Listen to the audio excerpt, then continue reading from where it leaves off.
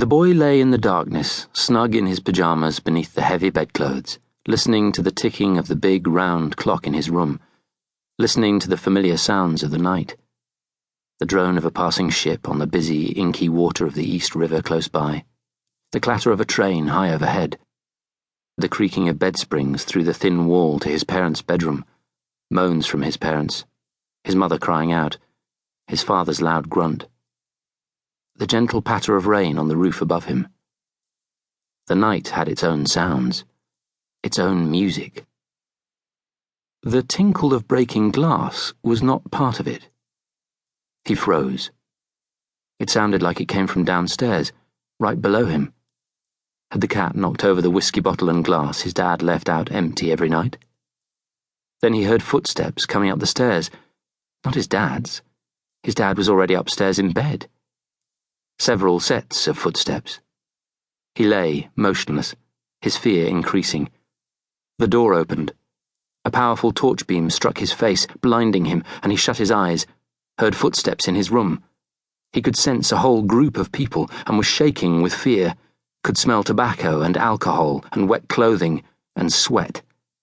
He felt his throat was closing in, he couldn't breathe, and his heart was going crazy.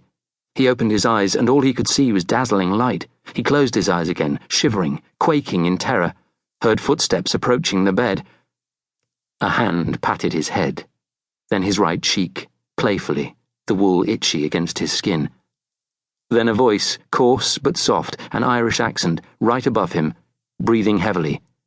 "Just checking you out, kid." You'll wake me ma and pa," he stammered to the stranger, suddenly finding the strength to speak and then to open his eyes again, but all he could see was the glare of light. "And where will we be finding them?" He pointed, squinting. "Through there." He put a finger in front of his mouth. "They're sleeping. Be quiet, you'll wake them, and me sister." Maybe now he'd told them that, they would go away. The flashlight moved off his face, but still dazzled. All he could see for some moments were pink flashes of light. He heard the sound of footsteps on tiptoe moving away. A floorboard creaked. Then his door closed. Maybe they had gone home. People often came into this house at all hours of the night, drinking, smoking, shouting, laughing, arguing. Mostly arguing, and sometimes fighting. When they fought, his dad would throw them out. He was a big man. No one argued with his dad. He pulled the bedclothes over his head so they would not see him if they came back. Moments later, he heard his father bellow something, then a loud thud, followed by another. He heard his mother scream, a terrible, terrible scream. Then she cried out, "Leave him! Leave him! Leave him! Please don't! Please don't! Leave him!" Then he heard one of the strangers say loudly, "Get dressed." Then his mother, her voice quavering, "Where are you taking him? Please tell me, where are you taking him?" A minute went by. The boy lay frozen beneath the bedclothes, trembling. Then his mother screamed again, "No! You can't! You can't take him! I'll not let him go!" Then 5 loud bangs, as if a door close by was being slammed repeatedly. "Ma! Pa!" he screamed back, his whole body electric with fear for his parents.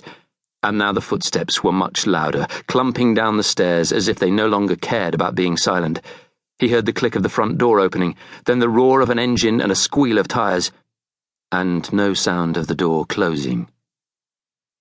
Just the echo in his mind of the terrible sound of his mother's screams. Then the silence that followed. It was the silence that echoed the loudest.